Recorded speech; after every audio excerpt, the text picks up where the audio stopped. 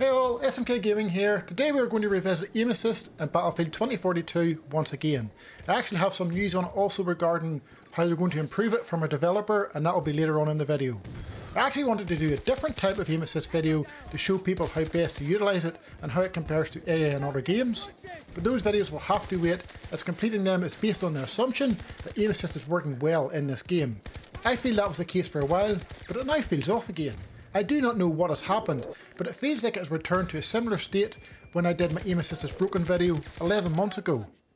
To help highlight and explain what is going on with the AA, I've joined a custom portal server. The number is on screen now for those of you who want to try this out for themselves. Aim assist is set to 100% and the snap aim is 0%. Like before, the aim assist bubble is once again acting like a barrier around the player, and it's very difficult to push past this and get on target. It feels like I'm being pushed off. The aim assist I am showing here consists of a slowdown as well as a tracking element that is designed to lower your sensitivity near a player for finer control, and then when you have your crosshair on that player you get a sticky effect that helps you track them. The game does not track them for you, by the way folks. You must be putting input into the stick to get tracking. If you stop trying to control your aim, then the player just runs away.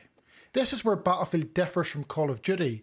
You can let go of the stick in that game and it will track. More on that in a later video. Aim assist behaviour, pushing you off target, will clearly have serious issues during gameplay. Not only does it make acquiring targets more difficult, but when firing also. Look at this example.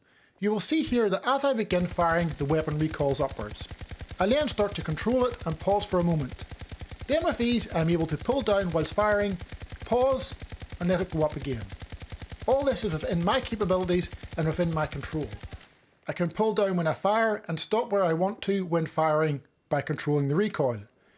So it should be no effort pulling down to the player and going for headshots, right? Unfortunately not.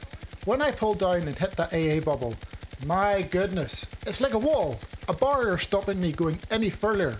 I seriously have to force my aim down much harder than I really should need to get those headshots. Because of this increased effort to pull down, when you then get the kill and that slowdown disappears, your aim then shoots down to the ground, making it much harder to acquire the next target.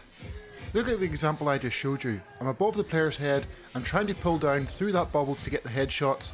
As I get the headshot and the kill, the slowdown on the player disappears, but because I'm pulling down so hard, my aim then shoots off down into the ground, and it then makes it much harder for me then to shift over to another player.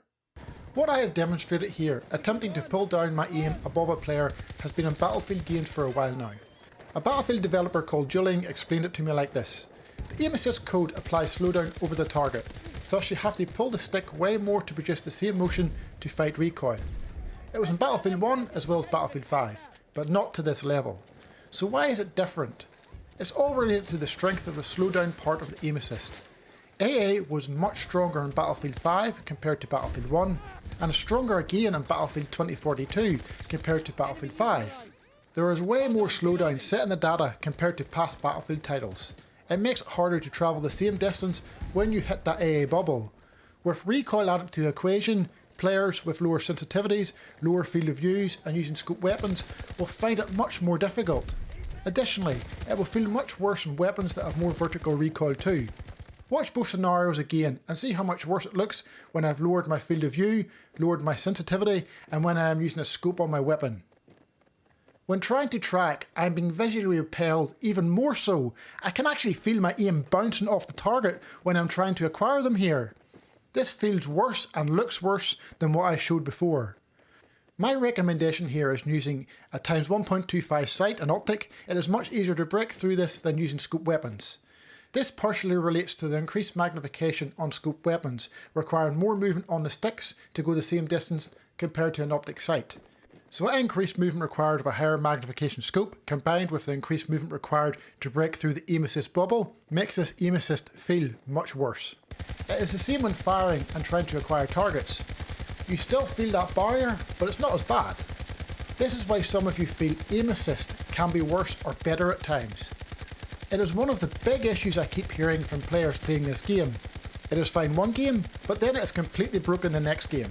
It all depends on what you are using, scopes or optics, or a weapon with more or less recoil.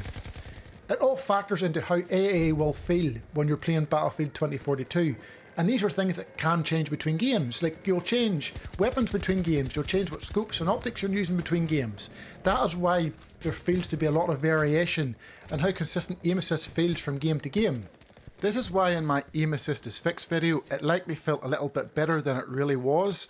It did feel better, but because I used a times 1.25 optic instead of a times 3 scope like I used in my aim assist is broken video, that gave the illusion that it was much better than it was in reality. You can also try and lower your aim assist to 50%. This is what I recommended the last time it was feeling like this, and that should help also. I do have good news though. Talking with Julian, he has implemented a system for aim assist slowdown to skip recoil compensation so that when firing above a player and having to pull down harder, you will no longer have to do this when this goes live. When that will be, I do not know yet. However, I also feel slowdown needs to be toned down also. I keep hearing players saying they aren't getting it. You are getting it, it's just so strong it's actually preventing you from getting on target, especially if you are playing at a lower sensitivity. It's not about DICE increasing AA, they actually need to decrease it to get it working properly, and I promise you if they do this, it will actually help you far better than what it currently is. It would end up being much similar to what it was in Battlefield 1 and Battlefield 5. If you are a DICE developer watching this, please consider testing AA slowdown strengths similar to that of Battlefield 1 and Battlefield 5.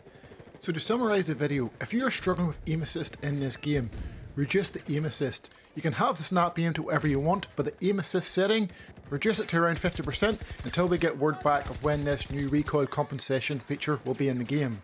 In addition to that, increase your field of view. You don't have to put up by much, but if you can put up, it will help a lot.